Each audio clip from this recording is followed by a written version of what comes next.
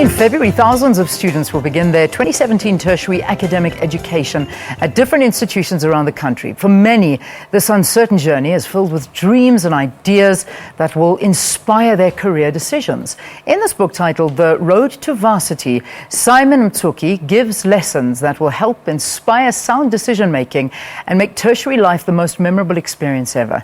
Simon Mtsuki joins us in studio now to tell us all about it. Simon, good to see you. Welcome to the program. Thanks for having me. It's an absolute pleasure.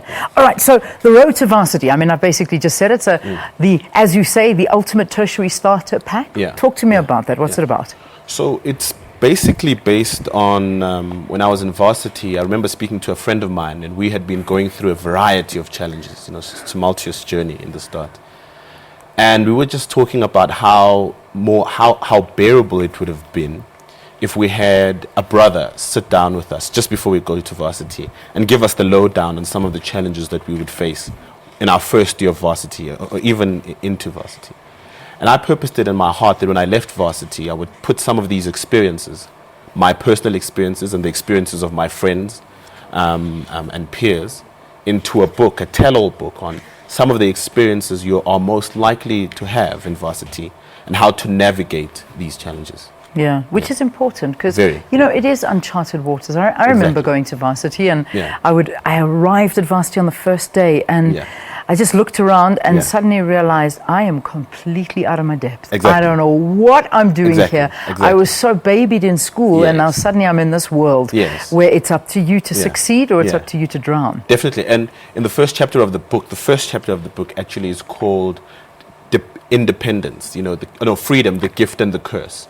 Where you come from a family a family environment and a schooling environment where there's lots of accountability, right? There's a mother at home to keep you accountable. There's a teacher at home to keep you accountable. Yes. In varsity, there's none of that. No, it's true. Right? You're right. Professor Habib, actually, we're just talking about the fact that O Week starts. O Week at WITS is like this a big week of just fun. Yes. But all of that freedom has been given to you, all that independence has been given to you because so much is expected from you. At the end of it all, you must have a degree and be able to fend for yourself. Afterwards, It's suddenly, I mean, you go to an institution where alcohol is sold on the grounds. Exactly. You're left to your own devices. Exactly. You are, whether you come to a lecture or not. Exactly. You know, that's up to you. That's it's all entirely up to you. So let's start. I mean, the book is all about your experiences and some of your friends' experiences. So when we talk about this guide to university and tertiary education, from your experience, what was your first year like? How were you in your first year of varsity? Well, I was very scared. I came from a very strict family. So my mother, you know, gave me a number of years to study. She said, after this, you're on your own. Yes. But obviously, I came from Witbank, Emalahleni, which is a small city. I come to Joburg. It's big city lights. It was in the first few weeks, I started realizing that this is actually a big transition for me. Not only am I going through the transition from high school to varsity, but I'm also going through the transition from teenagehood to adulthood. Yes. And from dependence to independence, right? And that's a very important point. Another very important lesson that I learned is that just because I was the smartest or one of the smartest in high school doesn't mean that I'll be the smartest in varsity, right?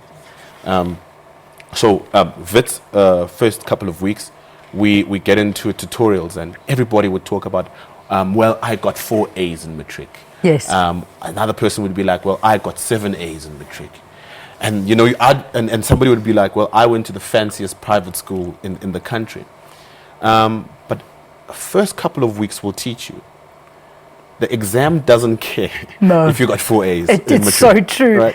We'll all be scratching our heads in the exam room because just because you were the smartest doesn't mean you'll be the smartest in varsity. And that's a very important principle to learn. Yeah. Another very important point that I learned is the importance of having a good support structure in varsity. So being very careful around the people that I chose to surround myself with. People who were focused on their books, but also had a great social life, right? Me and my friends called it working hard and playing hard. Yes. You know, I see there's a whole chapter dedicated to that. Yes, I like that, because that is all about varsity. No, definitely. Balancing that work and play. Yeah. And we used to go to Rocker, which is right down the road here. It was in Mill Park, between Wits and UJ. And we would party with all the Wits and UJ students. But we would never party if we hadn't finished our work. Yeah. Right? We would always set goals for ourselves and say, if we finish this chapter or finish this assignment, we'll go out and party. That's how we rewarded ourselves. But we were very, very intentional about that. Another point is, that I talk about in the book is coming back from failure. Remember that in high school, we were very sheltered from failure. I mean, there are many people who will probably go through the schooling environment without even failing a year. Yes.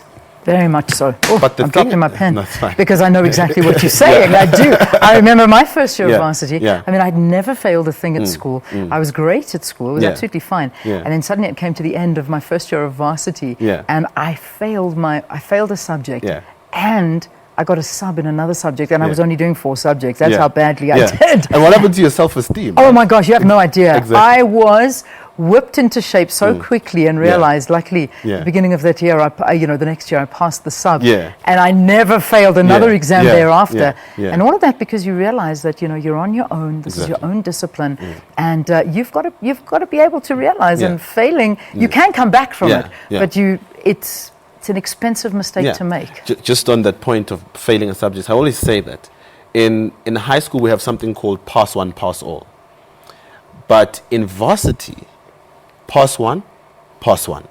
That's it. Yeah. Exactly. It means nothing. Yeah, you can have one foot in second year and the other foot in third year. So you've got like 2 feet. And you're stuck. But I had that experience, and it's very important. So in the book I talk about that there's 2 ways to come back from failure. One, you need to take care of your mindset, because what happens that when the failure comes, particularly if it's the first time, it hits your self-esteem, right? And it really challenges your view of yourself.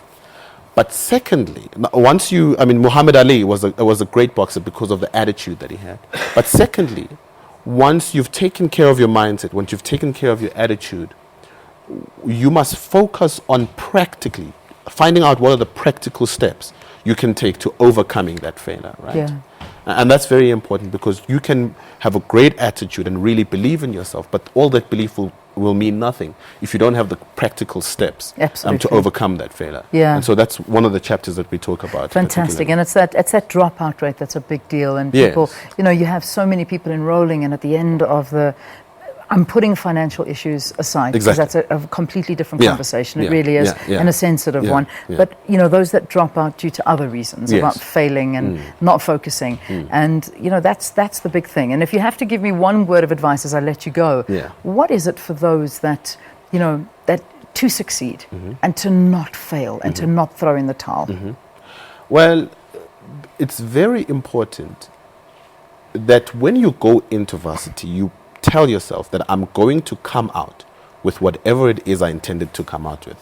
Whatever you do, whether you are involved in Fees Must Fall, whether you are involved in other extracurricular activities, above everything, focus is important. Yeah. So come out with what you intended to come out with. Yeah. Everything else is secondary. Absolutely. And that's the crux of it. There you go. I like that bit of advice. Thank you. So to get a copy, I imagine we visit your website. So send us an email, info@simonmtsuki.co.za. Okay. Van Skyke said they've run out. So if you send us an email, we should be able to help you out. There will be somebody to get back to you. Fantastic. Looking forward to it. Thank you so very, very much. Go to www.simonmtsukisays.co.za. You can find all the information you like there. He's on Twitter, Facebook, Instagram, you name it. Yeah. He's all there, and it's all on Simon Mtsuki. Thank you. Thanks a lot. Well done. Cool. Let's take a break. I'll see you after this.